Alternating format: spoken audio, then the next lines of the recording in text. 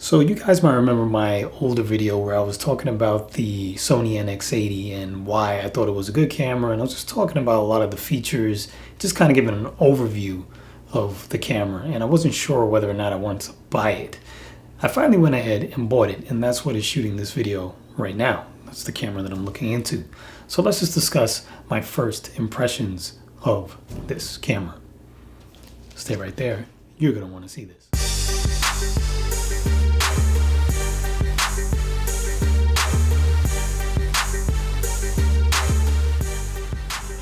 So the Sony NX80, it's pretty decent. When I first opened the package and I looked at the camera, I really liked the way it looked. I thought it looked pretty cool. I like the size of it. I like the feel of it. I like the weight of it because it's not that heavy, but it still feels pretty good in your hands. Now, I do like the fact that it comes with a nice zoom. It's a 12 times zoom optically, and then it has this clear image zoom feature that if you're shooting in HD, you can double the zoom and you don't really lose any image quality. And if you're shooting in 4K, you can get to 18 times. So you have a really, really good zoom lens that just comes with the camera. So you don't have to fiddle around with switching lenses. I have various cameras where I switch lenses, and it is nice to have that ability, but sometimes it's nice also just to have something that is all encompassing and you can just go from wide to close in an instant. The other thing that I really like about the camera, like any professional video camera, is that it has a handle with audio controls on it. And what I like about Sony's audio controls is that the dials are very easy to turn up and down.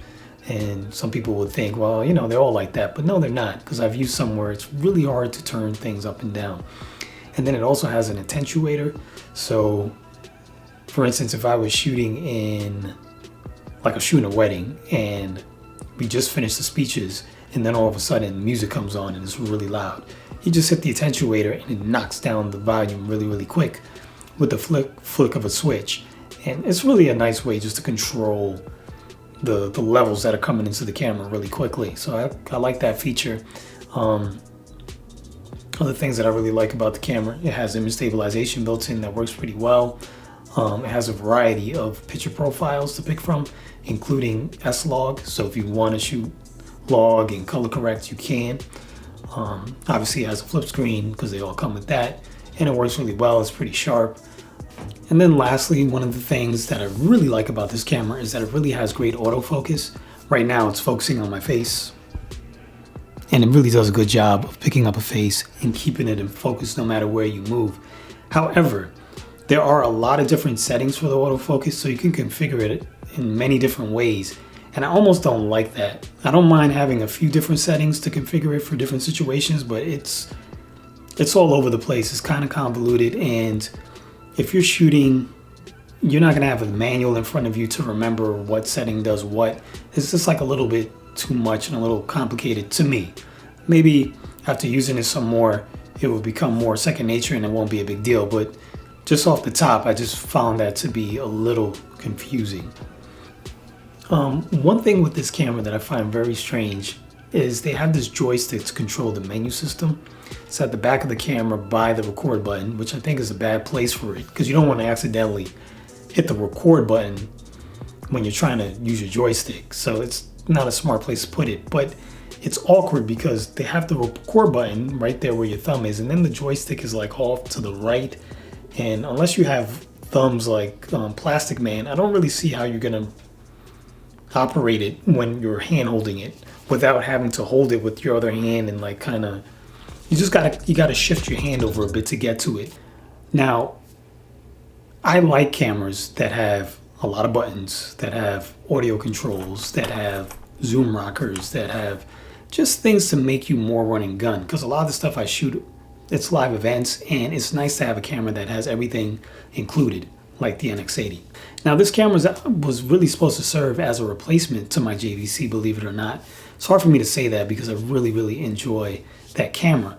And thus far, I don't think it can replace it. I mean, I was hoping that it could, but with the 1-inch sensor, it is nice, but it just can't beat the Super 35 sensor that the JVC has. It's just a way bigger sensor, so it does better in low light when you put on a fast lens.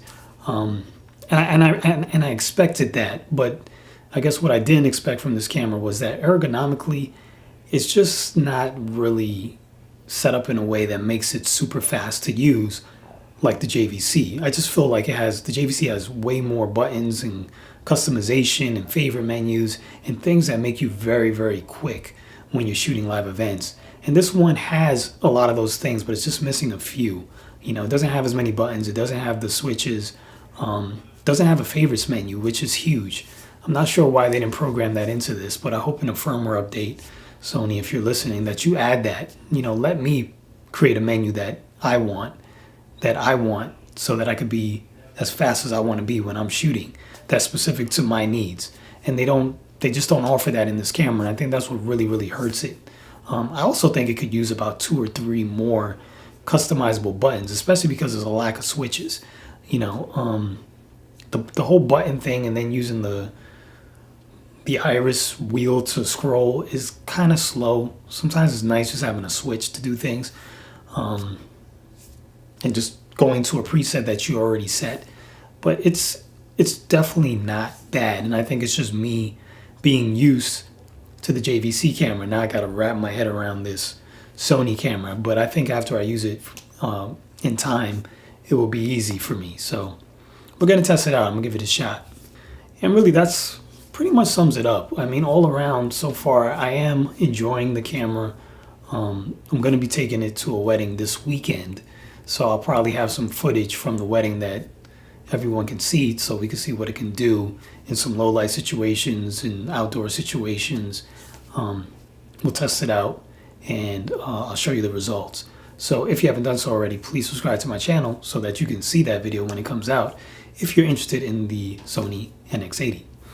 And there'll be some links down below for this camera, and also the gear that I use to shoot these videos will also be in the links. And if you click on any of those links, they are affiliated, and I will get a small commission that helps me buy more gear for this channel and keeps this channel running overall, and it's greatly appreciated. If you found this helpful, go ahead and like it, share it with anybody else that may find it helpful. And as always, I'm Mike Turner. Thanks for watching, and I guess I will see you soon.